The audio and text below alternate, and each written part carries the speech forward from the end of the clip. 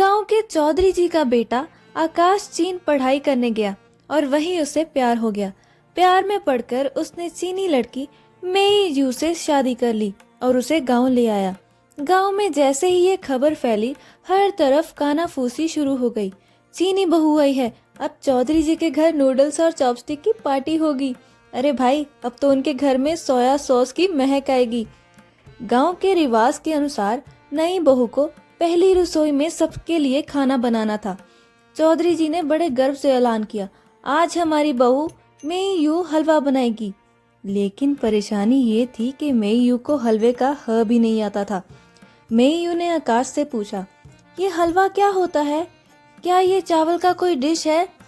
आकाश ने समझाने की कोशिश की, लेकिन मेई यू के दिमाग में चीनी व्यंजनों का तूफान चल रहा था। उसने सोचा, मैं इस हलवे में अपनी कुकिंग का जादू डाल दूंगी। वह सुबह सुबह बाजार गई। उसने मछली, झींगे और तो और मेंढक भी खरीद लिए। दुकानदार ने हैरानी से पूछा, बहू जी, मेंढक क्यों ले जा रही हो? मेई यू मुस्कुराई और बोली, ये मेरी खास रेसिपी के लिए है, सब उंगलियां चाटते रह जाएंगे। मेई जू ने रसोई में सबसे पहले मेंढकों को उबालकर उनकी फ्रॉक करी तैयार की। फिर उसमें झींगे और मछली डालकर उसे हलवे के बेस में मिला दिया। उसने सोया सॉस और लाल मिर्च से सजावट की। डिश इतनी विचित्र थी कि रसोई में चूहे भी डरकर भाग गए। खाने की मेज पर जैसे ही डिश आई, पूरा परिवार उसे देखकर बहुत चक्का रह गया। चौधरी जी के तो होश उड़ गए। ये क्या है? मेंढक का हलवा! भगवान बचाए! दादी ने डरते हुए पूछा, बहू, ये ऊपर हरे हरे जो चीजें टॉपिंग की तरह रखी हैं, ये उछल क्यों रही हैं? बच्चों ने चीखते हुए कहा, मम्मी, हमारी पेट में मेंढक नाच रहे हैं। मेई जू ने गर्व से कहा, ये हमारे देश की सबसे खास रेसिपी है, फ्रॉग फ्लेवर हलवा। आप लोग खाइए, ये बहुत हेल्दी है। चौधरी जी ने माथा पकड़ लिया और गुस्से में बोले, आकाश, तूने शादी तो कर ली, पर बहू को ये क्यों नहीं बताया कि हमारे घर में जानवरों को मारना पाप है?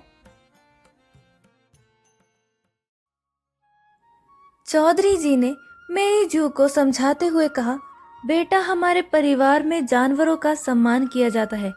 यहाँ किसी भी जीव को मारना पाप माना जाता है। हलवा सिर्फ सूजी, दूध और चीनी से बनता है। उसमें मेंढक, मछली या झींगे की कोई जगह नहीं होती। दादी ने कहा, और बेटा, हलवे की खुशबू घी की होनी चाहिए, सोया सॉस की नहीं। हमारे रिवाज जानवरों के साथ दया और प्रेम सिखाते हैं। बच्चों ने भी सलाह दी, आंटी, अगली बार गुलाब जामुन या खीर बनाना, और प्लीज उसमें मेंढक डालने की कोशिश मत करना। मेई जू ने माफी मांगते हुए कहा, मुझे अपनी गलती का एहसास हो गया है। मैं जानवरों को मारने का पाप कभी नहीं करूंगी और भारतीय रेसिपी को फॉलो करूंगी। मेंढक हलवा के बाद मेई जू ने फैसला किया कि वह परिवार के साथ अपने चीनी रीति रिवाज भी बांटेगी। उसे लगा कि हलवा बनाना भले ही चुनौतीपूर्ण हो, लेकिन परिवार के साथ थोड़ी मस्ती तो की ही जा सकती है। एक दिन मेई जू ने सभी महिलाओं को बुलाकर कहा, आज हम चीनी संस्कृति का अनुभव करेंगे। आप सब मेरे साथ किमोनो पहनिए। दादी ने चौंक कर पूछा, किमोनो क्या होता है? ये कुछ खाने की चीज़ है? मेई जू हंसते हुए बोली, नहीं, ये एक पोशाक है। आप सब इसे पहनिएगा और फिर हम एक पारंपरिक डांस करेंगे। सभी महिलाओं ने मेई यू की बात मान ली। थोड़ी देर बाद पूरा घर रेशमी किमोनो पहने हुए महिलाओं से भर गया। किमोनो इतने तंग और लंबे थे कि दादी चलते चलते फिसल गई और बोली, अरे बहू, ये क्या पहना दिया? मैं तो साड़ी में ही ठीक थी। इसके बाद मेई जू ने महिलाओं को एक चीनी डांस सिखाने की कोशिश की। उसने कहा, अब सब मेरे पीछे पीछे डांस करें। इसे ड्रैगन डांस कहते हैं। दादी, भुआ और चाची जैसे तैसे डांस करने लगी, लेकिन दादी के कदम ऐसे लड़खड़ा रहे थे, वह ड्रैगन कम और धमाका ज्यादा लग रही थी। चाची ने ताली बजाते हुए कहा, बहू, ये डांस है या जिम की कसरत? बच्चे ये देखकर हंस हंस कर लोटपोट हो गए। रोहन ने चिल्लाया, दादी आप तो हमारी फैमिली ड्रैगन बन गई। डांस पार्टी के बाद दादी ने लंबी सांस लेते हुए कहा, बहू ये डांस हमसे नहीं होगा, हमारी उम्र इन सब के लिए नहीं बनी।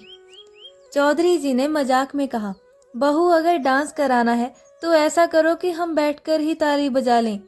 मेईजू ने सबको धन्यवाद दिया और कहा, आप सब ने मेरा डांस में साथ दिया, इसके लिए धन्यवाद, लेकिन मैं वादा करती हूँ अगली बार कुछ आसान करूँगी।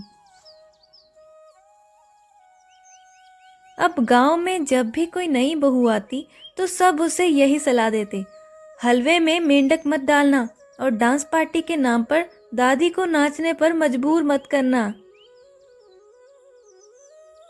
तो दोस्तों ये थी हमारी आज की कहानी, चीनी बहू की पहली रसोई। अगर आपको ये कहानी पसंद आई हो तो हमारे वीडियो को लाइक और चैनल को सब्सक्राइब करना ना भूलें। मिलते हैं अगली कहानी के साथ। Thanks for watching.